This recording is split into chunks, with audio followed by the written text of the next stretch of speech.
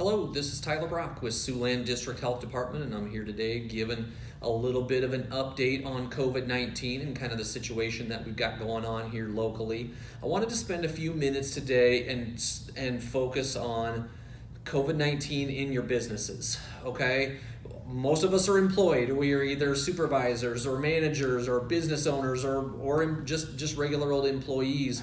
And a lot of the calls that we've been getting lately have been focused on workplaces and what happens when a person has COVID-19 in the workplace, or maybe a person has just gone home sick and they're maybe suspected of having it, and what all goes into that. What kind of actions do we take?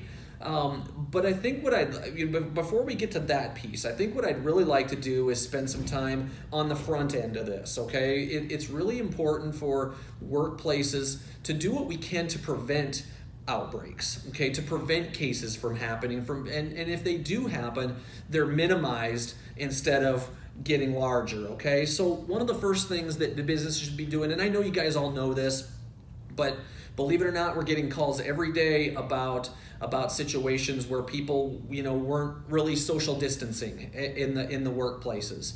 And it really is a big deal. You guys, if there's a way to increase the distance between where people sit, and I know that's easier said than done, but doing a little bit now might save you a lot later, okay? So if we can spread out the places where people sit, if we can, maybe stagger break time so that we're not gathering in the lunchrooms or the break rooms or whatever all at the same time.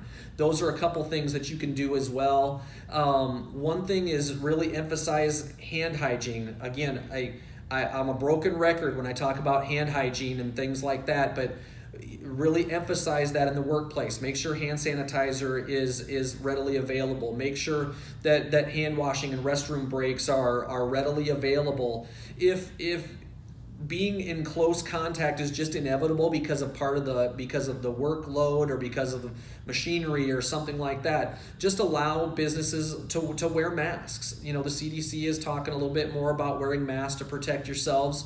So let's try to allow employees to protect themselves with masks if possible. So again, preventing outbreaks is going to be the biggest piece of this, okay? So again, that distancing and changing around some of the workplace environment to accommodate more spread out, hand washing and face masks are a couple of good ways to prevent outbreaks. The other thing is detecting an outbreak, detecting cases. So we talk about screening people. We talk about really emphasizing to employees not to come to work when you're sick. The cases of COVID-19 that we've had and everywhere have been anywhere from really severe to very mild. Most of them are mild. They start out with mild symptoms. So even things that we probably would normally ignore and probably just go to work anyway, those might be reasons to stay home now. And we're not ignorant. We understand people need to work to get paid and things like that. And we understand all the economics of that. But if you're trying to prevent outbreaks and you're trying to detect outbreaks, the first thing is to keep people home when they're sick. Taking some temperatures, doing at least some health screening to try to detect those people that maybe maybe they feel fine, but all of a sudden that fever is creeping up and they just haven't really noticed it yet. But doing some screening before people work. I'm getting tons and tons of calls about what do we do? Do we close our business down because so-and-so in an agency is being tested and that kind of thing? And what I continuously tell people, let's be aggressive on the front end. Let's be aggressive with prevention and screening people and keeping sick people from working.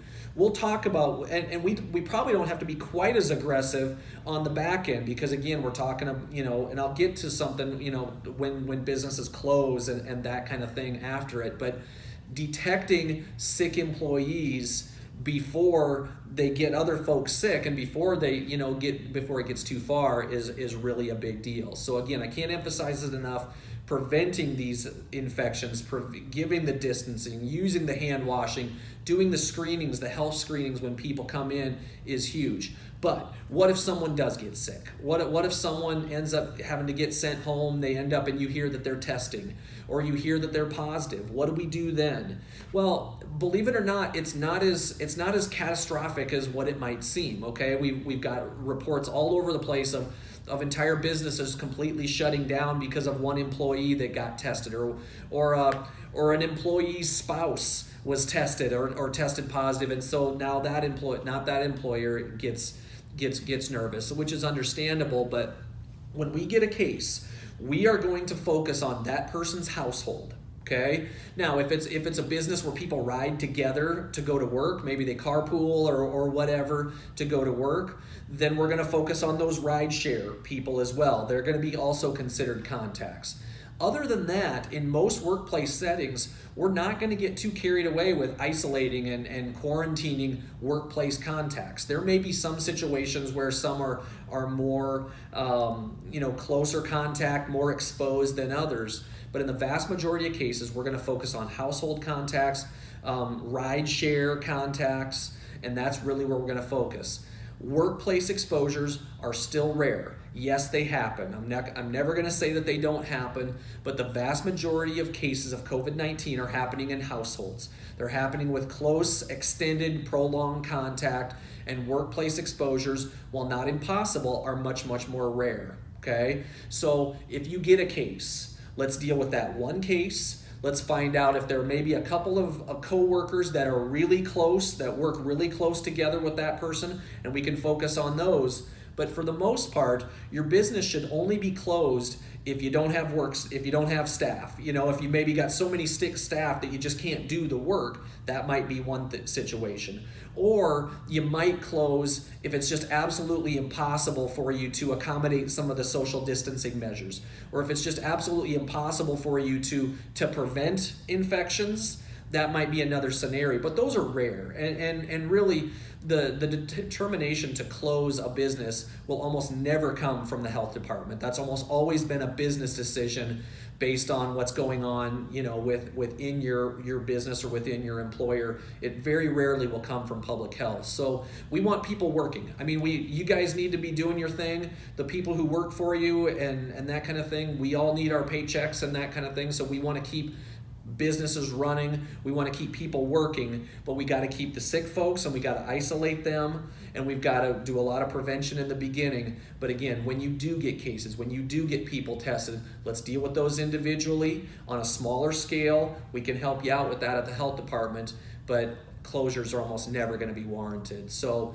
that's it for today. We'll get back to you soon. Thank you.